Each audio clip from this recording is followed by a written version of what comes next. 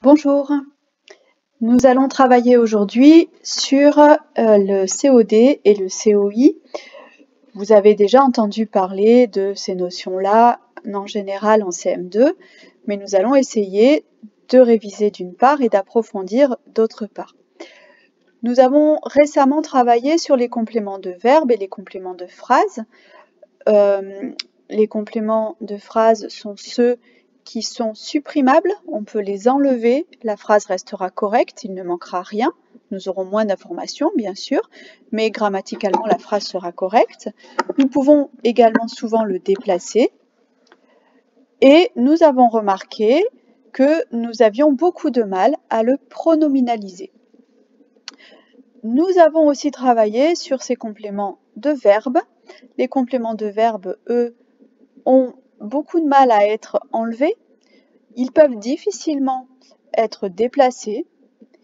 En revanche, nous avons constaté qu'on pouvait très facilement les pronominaliser. Vous vous souvenez que nous avons décidé de souligner en vert les compléments de phrases et en bleu les compléments de verbes. Aujourd'hui, je vous propose un nouveau corpus et comme d'habitude, vous allez reprendre nos symboles habituels, nos codes habituels, entourer le verbe principal, les verbes et entre parenthèses rouges le verbe principal, encadrer les différents groupes constituants avec des crochets, puis vous soulignerez en rouge les sujets, en vert les compléments de phrases, en bleu les compléments de verbes, comme vous avez l'habitude de le faire. Puis, je vous demanderai ensuite, dans une deuxième réflexion, de voir quelle différence vous pouvez établir entre les différents compléments de verbes que vous avez relevés. Ce qui signifie que vous pouvez donc laisser de côté les compléments de phrases, mais vous allez observer tous les compléments de verbes que vous avez repérés et voir quelle différence vous arrivez à établir entre ces différents compléments de verbes que vous trouvez dans le corpus.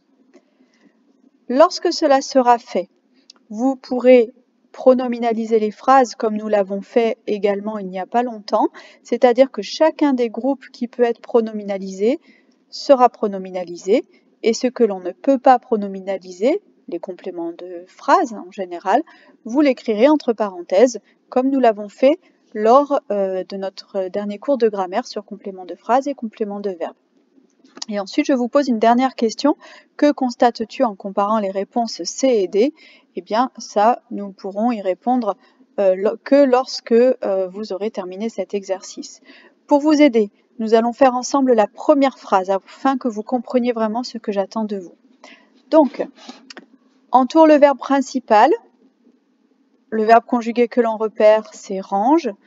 Je ne repasse pas par tout orni, observation, remplacement, négation et insertion. Tout ça, vous l'avez maîtrisé, vous me l'avez montré, vous le maîtrisez, donc je ne reviens pas là-dessus. Le verbe conjugué, c'est range, il n'y en a qu'un, donc nous ne cherchons pas le verbe principal.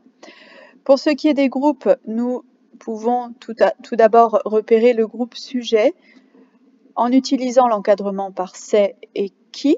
C'est le cyclope qui range ses fromages dans la caverne. Donc, nous allons mettre entre crochets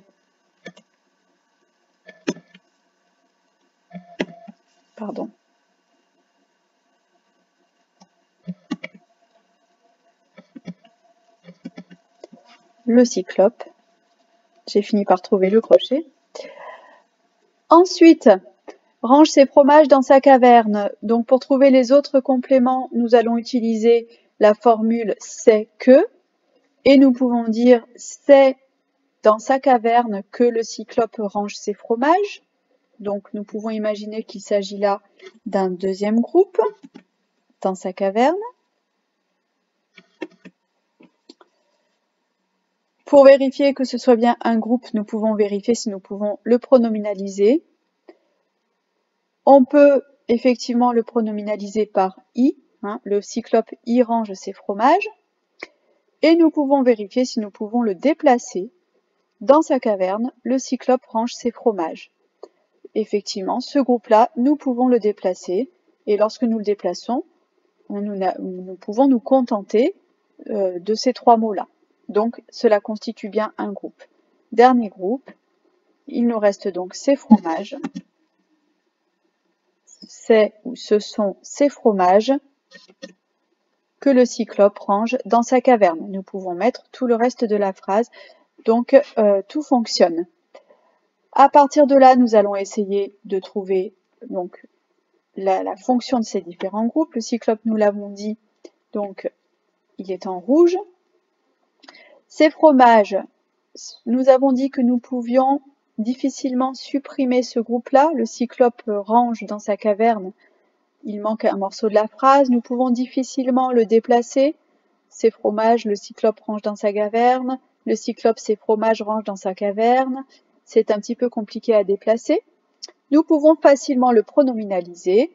Le cyclope les range dans sa caverne. Donc, pas de difficulté. Il s'agit bien d'un complément de verbe que nous mettons en bleu. Dans sa caverne, nous constatons que nous pouvons supprimer ce groupe. Le cyclope range ses fromages. Nous pouvons le déplacer.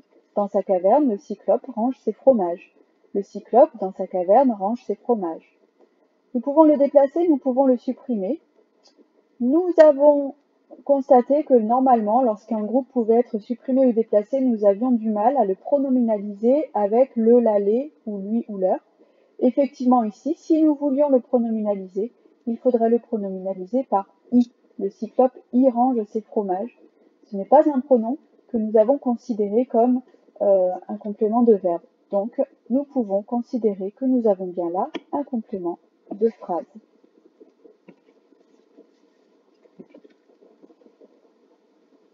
Je vous demande ensuite quelle différence peux-tu établir entre les différents compléments de verbe. Évidemment, cette question, vous ne pourrez la faire que lorsque vous aurez fait l'ensemble des phrases, puisque vous devez comparer entre les compléments de verbe de tout le corpus. En revanche, je vous dis ensuite, écris les phrases en pronominalisant tout ce qu'il est possible de pronominaliser. C'est assez simple. Le cyclope, c'est il. Range, c'est le verbe, donc il ne peut pas être pronominalisé. Ces fromages, je peux le pronominaliser par les. Il les range.